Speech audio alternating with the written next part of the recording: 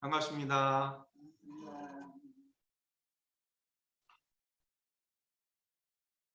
제가 참 하기 어렵다 또는 참 놀라운 일들이 뭐냐면은 어떤 손의 기능을 가지고 뜨개질을 한다든지 또는 자수를 한다든지 또는 어떤 매듭을 한다든지 그런 걸 보면은 참 어떻게 저렇게 하실 수 있을까 제가 감탄을 하면서 나는 저거 하기가 참 어렵다는 생각을 많이 했었어요. 그러면 나는 좀 자유스럽게 자유자재로 할 수 있는 게 뭐냐? 그 생각해 보니까 한편 생각해 보니까 타이핑은 잘하더라고요. 우리 한글 타이핑은. 근데 외국 사람이 볼 때에는 한글 타이핑을 막 이렇게 하는 거 보면은 아주 신기하게 느낄 거예요. 그렇겠죠? 그러니까 이제 그걸 생각해 보면은 나는 나름대로 내가 잘하는 것은 있다. 우리가 마음을 자유대로 쓸 수 있다라고 하는 것은 전제가 뭡니까?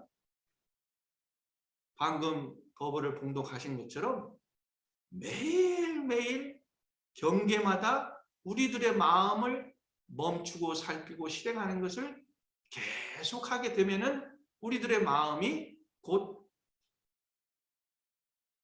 중생의 그 차원을 넘어서 성인의 그 길에 들어서게 된다. 변하지 않는 것을 찾아보기는 힘들어요. 근데 변하는 것을 찾아보면은 얼마든지 우리가 찾아볼 수가 있어요. 우리들의 손금이 변합니까? 안 변합니까? 변하죠? 손금도 변합니다. 왜 손금이 변할까요?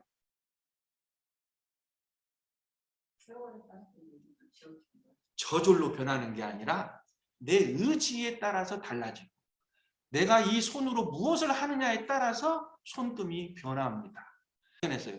있었던 손금이 없어지더라니까요. 없었던 손금이 또 생기고 손금이 변하는 원리는 바로 우리들의 마음 작용에 따라서 손금도 변한다. 변한다고 하는 것이 단지 생성과 없어지는 그런 변화가 아니라 반드시 원인과 결과에 의한 변화라고 하는 것이 인과 보응의 이치라고 하는 것입니다. 그렇죠? 그리고 변하지 않는 진리라고 하는 것은 변한다 안 변한다라고 따질 수 없는 그 자리가 있다. 그러면은 그것을 좀 보여주세요. 그것을 알고 싶습니다라고 질문을 하는 경우가 있어요. 그러면 불변하는 자리, 즉 인과 보응의 자리도 없으면서도 또한 변하는 것도 아니고 변하지 않는 것도 아닌 그 자리가 있다라고 하는 것을 어떻게 알 수가 있느냐? 그러면은 그것을 발견하는 길은 오직 내 마음에서 찾을 수밖에 없다. 내 마음이 변하지도 않고 안 변하는 것도 아닌 그 마음자리의 그 본성을 찾으면은 그때 이게 우리가 이제 불변하는 자리를 우리가 알 수 있다. 그거예요. 그래서 이것을 이제 깨닫기는 어렵고 이것을 체험하기는 어렵지만 일단 내가 확실한 자신이 없으면은 그것이 있다라고 하는 가정만 해두어도 이 세상에는 불변하는 자리가 있다라고 하는 가정만 해두어도 된다 이겁니다. 우리가 우리들의 마음을 내 마음대로 쓸 수 있다. 이 마우스라고 하는 것도 내가 이걸 돌리고 움직이는 대로 이 커서가 이 화면에 적용을 한단 말이에요. 내 손 안에 있죠, 이것이. 그러면 내 마음을 이 마우스가 움직이는 것처럼 내 마음을 내가 마음대로 쓸 수 있다면 얼마나 좋겠어요. 우리가 괴로운 것은 우리가 내 마음을 내 마음대로 못 쓰기 때문에 괴로워하는 거거든요. 즉 원하는 것을 얻지 못해서 괴로워한단 말이죠. 다른 사람이 나를 힘들게 하니까 그 힘든 마음을 내가 평온하게 하지 못해서 괴로운 것이고 내가 좀 그 일을 제대로 판단하고 제대로 일을 했으면 잘했을 것인데 하는데 그 지혜가 부족해서 내가 괴로워한단 말이죠. 그리고 또는 어떤 사람은 왜 나는 이런 환경에서 이런 인연으로 태어났느냐. 태어난 그 자체를 원망하고 또 오랫동안 그것을 가지고 있어서 괴로워한다는 거죠.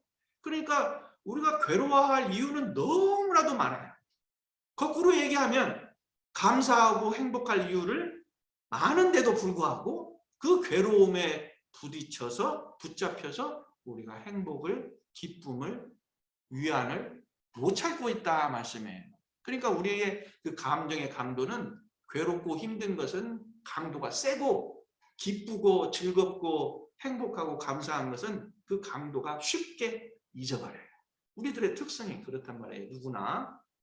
그래서 이제 우리들의 마음을 내 손 안에 있는 것처럼 우리들의 손바닥에 손금을 보듯이 내 마음을 훤히 지켜보고 내 마음을 내가 마음대로 쓸 수 있는 그 힘을 어떻게 갖추느냐. 이것이 이제 우리 불자들의 교도들의 마음 공부를 하려고 하는 목표고 목적이라는 것이죠. 불법이 생활을 떠나서 있을 수 없고 생활 속에서 또 불법을 닦는다. 그 표라는 말씀을 드렸어요. 여러분들 주변에 그 태권도장 많고 태권도 사범이 또 운전을 해가면서 우리 학생들 데리고 다니면서 태워주고 또 내려주고 하는 거 많이 보셨죠? 그러니까 어떤 학생이 의문이 갔어요.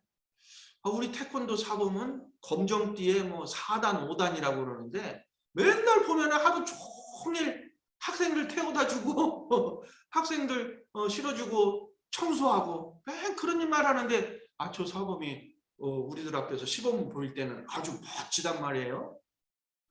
생각해 볼 때 내가 태권도 검정띠 1단, 2단 뛰는 것은 어렵지 않겠다 그런 생각이 들었어요. 그리고 저 태권도 사범은 어떻게 저렇게 사범이 되었을까, 검정띠가 되었을까 의문이 걸렸을 때요. 사실은 새벽 일찍 나오더라는 겁니다. 새벽 일찍 나와서 자기 수련을 하더라는 겁니다. 자기 수련을 1시간, 2시간 하고 나서 자 일상생활에 아침 밥 먹고 준비해서 학원을 운영하더라 이겁니다.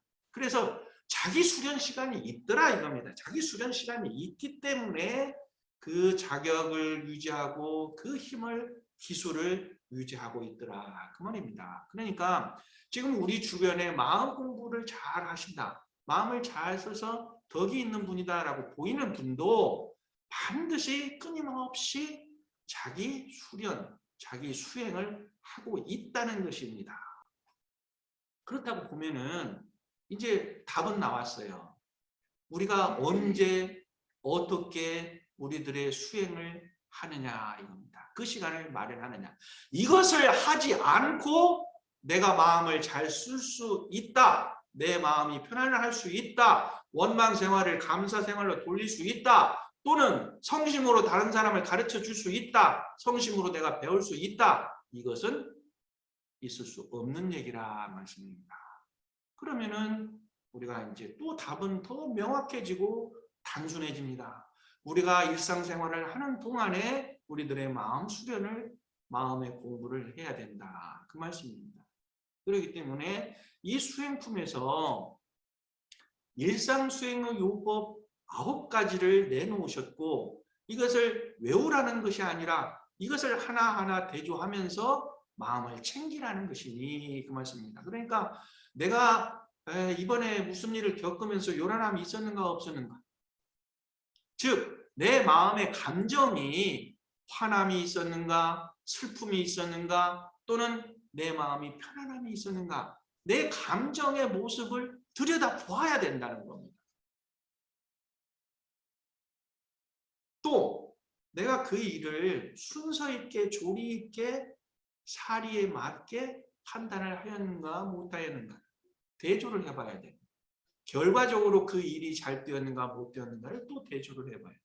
이렇게 해서 우리가 금전적인 경제적인 수입과 지출을 자꾸 대조하듯이 내 마음이 나가고 들어오는 것을 대조를 해서 내 마음을 항상 쳐다봐야 된다는 겁니다. 거울을 바라보고 화장을 하듯이, 거울을 보고 면도를 하듯이 내 마음을 자꾸 쳐다봐야 된다는 겁니다.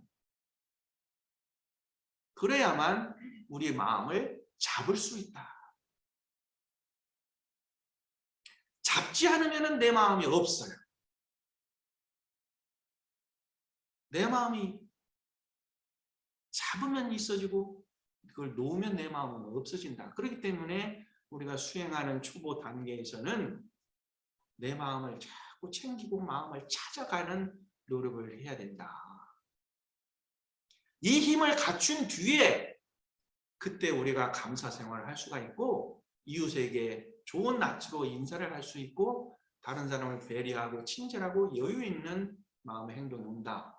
거꾸로 말씀드리면 다른 사람에게 웃는 모습이 안 나오고 친절이 안 나오고 배려가 안 나오고 내 이기심이 먼저 나온다고 하는 것은 내가 내 마음을 살펴보고 챙기는 그러한 여유와 수행을 하지 않았기 때문이다. 이것은 어른이나 아이나 똑같습니다.